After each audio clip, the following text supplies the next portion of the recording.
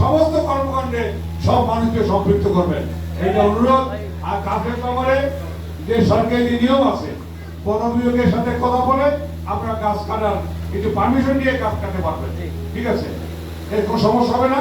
এটা দরকার পড়লে আমি আপনার সহযোগ করবো, বলে দেবো। আপনারা এটা নিয়ম মেনে এই কাজ আপনারা করবেন।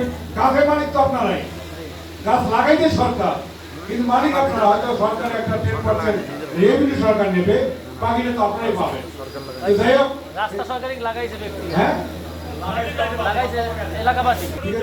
সমস্যা নাই, একটু আলাপ করে নেবেন। তো সবাইকে ধন্যবাদ জানাই।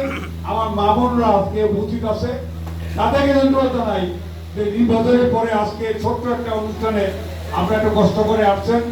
এই জন্য আমি আমার পক্ষ থেকে, দলের পক্ষ থেকে, আমাদের তারেক রহমানের পক্ষ থেকে আপনাকে জানাই। আল্লাহ হাফেজ। ধন্যবাদ।